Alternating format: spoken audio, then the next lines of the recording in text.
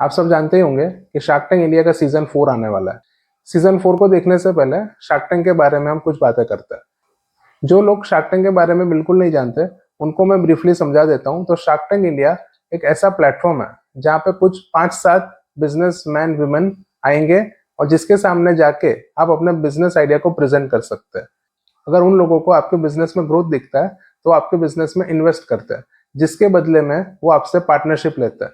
Shark tank की language में इसे इक्विटी कहा जाता है। जब वो लोग आपके बिजनेस में इन्वेस्टमेंट करते हैं तब आपको अपने बिजनेस को as a private limited company register करना होता है, और जब कंपनी की बात आती है तो उसमें हिस्सेदारी के रूप में हमें शेयर्स देने होते हैं, और वो शेयर्स होते हैं इक्विटी शेयर्स।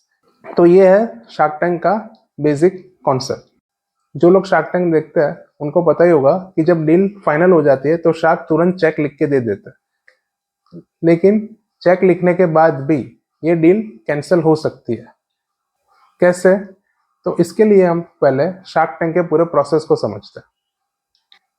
इसके फर्स्ट स्टेप में आपको शार्क टैंक इंडिया की वेबसाइट पर जाके रजिस्टर करना होता है। फिर उसके बाद आपके बिजनेस आइडिया को एक टीम रिव्यू करती है। तो इन बिजनेस को रिव्यू करना एक बहुत बड़ा हेडेक वाला काम है। ऐसा मैं इसलिए कह रहा हूँ क्योंकि सीजन 1 के अंदर approximately 60 to 70,000 application shark tank India की वेबसाइट पर रजिस्टर हुई थी। तो 60 से 70 हजार बिजनेस को रिव्यू करना एक बहुत भारी काम होता है, जिसके लिए इस टीम को बहुत मेहनत करनी पड़ती है। अब ये जो टीम है उनका मोटिव क्या होता है? तो उनके बेसिकली 2 मोटिव होते हैं। एक फाइनेंशियल मोटिव, सेकंड नेटवर्किंग।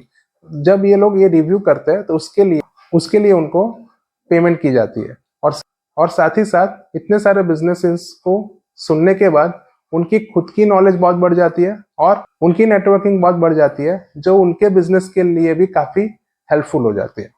अब हम स्टेप 2 समझते हैं।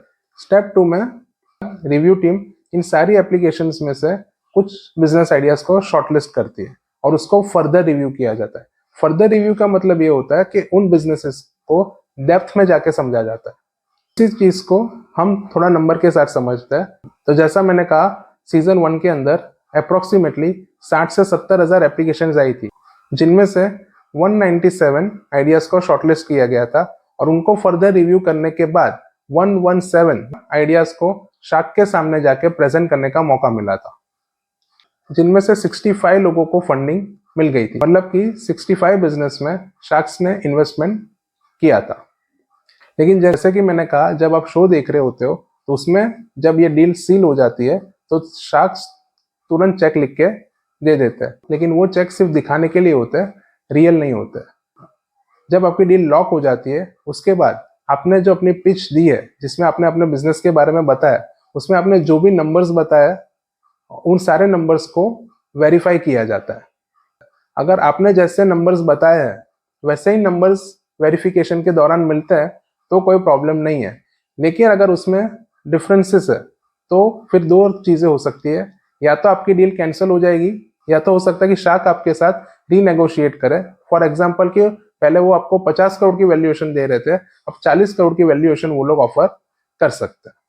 अब एक चीज यहाँ पे ये समझनी है कि फंडिंग मिलने का मतलब ये नहीं होता कि आपका बिजनेस को सर्टिफिकेट मिल गया कि आपका बिजनेस अब ग्रो होने ही वाला है। सीजन 1 के हिसाब से जिन बिजनेसेस को फंडिंग मिली है उसमें से कुछ बिजनेस ऐसे हैं जो सच में बहुत ग्रो कर रहे हैं, लेकिन कुछ बिजनेस ऐसे भी है जो इतना ग्रो नहीं कर पा रहे।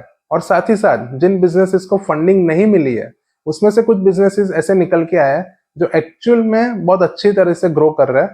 तो आपका बिजनेस ग्रो करेगा या नहीं करेगा उसका फंडिंग से कोई लेना देना नहीं है। फंडिंग मिलने से एक फायदा ये होता है, आपको इन्वेस्टर की गाइडेंस मिलना स्टार्ट हो जाती है, जिससे हो सकता है कि आपका बिजनेस थोड़ा जल्दी ग्रो कर जाए। अब मैं ये चाहता हूं कि जो नंबर्स मैंने अभी आपको बताया उसको जरा एक बार ध्यान से आप समझे। मैंने क्या कहा कि 60 से 70 हजार अप्रोक्सीमेटली एप्लीकेशंस आई थी, जिसमें से 117 लोगों को ही शार्क के सामने जाकर पिच करने का मौका मिला था। उसमें से 65 लोगों को फंडिंग मिली थी। उस 65 में से सिर्फ 30 to 35 30 से 35 लोगों की ही डील फाइनल कंप्लीट हुई थी। मतलब 60 हजार एप्लीकेशन में से 35 लोगों की ही डील कंप्लीट हुई है। सीजन 2 के भी नंबर्स लगभग सेम ही है, कुछ ज्यादा डिफरेंस नहीं है। तो shark tank is really good platform for new entrepreneurs जो अपने बिजनेस को ग्रो करना चाहता है। लेकिन सारी चीज के साथ कुछ नेगेटिव्स भी है। उन नेगेटिव्स में से एक नेगेटिव ऐसा भी है जो ज्यादा इम्पैक्टफुल है। सीजन 1 को देखने के बाद काफी यंगस्टर ये सोचने लगे हैं कि मैं 9 से 5 की नौकरी नहीं करूंगा, मैं बिजनेस ही करूंगा। आपकी ये सोच सही है। अगर आप बिजनेस करना चाहते हैं, आप नौकरी नहीं करना चाहते, उसमें कुछ गलत नहीं है। लेकिन किसी भी चीज को शुरू करने से पहले आपको रियलिटी चेक करना बहुत जरूरी होता है। जैसे कि मैंने कहा कि 117 लोगों को पिच करने का मौका मिला था। अगर आपने सीजन 1 देखा होगा तो उसमें 117 में से कुछ पिच ऐसी भी थी जिनके आइडियाज बिल्कुल भी सही नहीं थे, लेकिन फिर भी उनको इंक्लूड किया गया था। क्यों? क्योंकि शार्क टैंक वाले आपको ये बताना चाहते हैं कि हर आइडिया बिजनेस में कन्वर्ट नहीं हो सकता। तो हमें क्या करना है? हमें रियलिटी चेक करना है। रियलिटी चेक दोनों का करना है, आपका भी और आपके बिजनेस का भी। तो हम ये समझते हैं कि बिजनेस कौन कर सकता है। वैसे देखा जाए तो बिजनेस तो कोई भी कर सकता है, जिसको भी मन करे और जो बिजनेस करना चाहे वो कर सकता है। लेकिन वो बिजनेस बड़ा बिजनेस बन पाएगा या नहीं बन पाएगा, इसका रियलिटी चेक करना बहुत जरूरी है। और साथ ही साथ आप बिजनेस कर सकते हो या नहीं कर सकते, उसको भी समझना इतना ही जरूरी है। तो आप ये कैसे चेक करोगे? उसके लिए आपको हर चीज में बिजनेस दिखना चाहिए। जैसे कि अगर आप पानी पूरी खाने जाते हो और वहां हिसाब लगा लेते हो कि ये दिन में इतनी प्लेट्स बेचता होगा तो दिन का इतना पैसा ये कमाता होगा। साथ ही साथ जब भी कोई प्रॉब्लम आपको दिखती है आसपास, उन हर प्रॉब्लम का आप सॉल्यूशन ढूंढने की कोशिश करते हो और उसी सॉल्यूशन से आप बिजनेस बनाना चाहते हो। देखिए, बिजनेस दो तरीके से होता है। एक ऑलरेडी मार्केट में है और दूसरे लोग उसे बेच भी रहे हैं, तो आप कैसे उसको यूनिक तरीके से बेच सकते हो। और दूसरा तरीका ये है कि आप नया प्रोडक्ट इन्वेंट करें जो मार्केट में अवेलेबल है ही नहीं, और वो प्रोडक्ट अगर लोगों की प्रॉब्लम को सॉल्व कर रहा है तो आपका बिजनेस ग्रो होना लगभग तय हो जाता है। रियलिटी चेक करने के लिए एक चीज आपको और करनी है। कुछ वक्त के लिए आप अपने आप को अपने बिजनेस से अलग कीजिए और सोचिए, अगर आप इन्वेस्टर होते और आपके सामने जो आपका बिजनेस है ऐसा ही आइडिया लेके कोई आता और सेम नंबर आपके सामने प्रेजेंट करता, तो क्या आप उस बिजनेस में पैसा डालते? अगर इसका जवाब हाँ आता है तो आप ये बिजनेस कर सकते हैं। लेकिन आपको ये डिसीजन इमोशनली नहीं लेना है, आपको ये डिसीजन एज अ इन्वेस्टर लेना है। एक बात आपसे और कहनी थी। हॉटस्टार के ऊपर एक मूवी रिलीज हुई थी कुछ टाइम पहले, नाम था तुमसे ना हो पाएगा। ये मूवी आपको जरूर देखनी चाहिए। इसमें एक लड़का जिसको जॉब से निकाल दिया जाता है, वो एक बिजनेस आइडिया कैसे सोचता है, उसे कैसे इम्प्लीमेंट करता है, फिर जब बिजनेस ग्रो होने लगता है तो ज्यादा ग्रो करने के लिए वो इन्वेस्टर के पास जाता है, उसको फंडिंग भी मिल जाती है।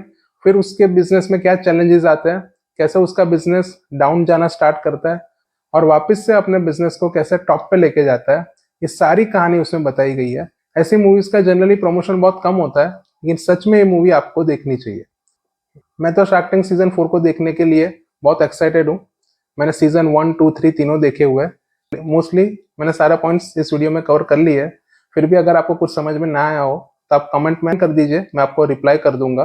तो इस वीडियो को यहाँ पे एंड करते हैं। अगर मेरा वीडियो पसंद आया हो तो इसे लाइक करें, शेयर करें, इस पर कमेंट कर दीजिए और मेरे चैनल को सब्सक्राइब कीजिए।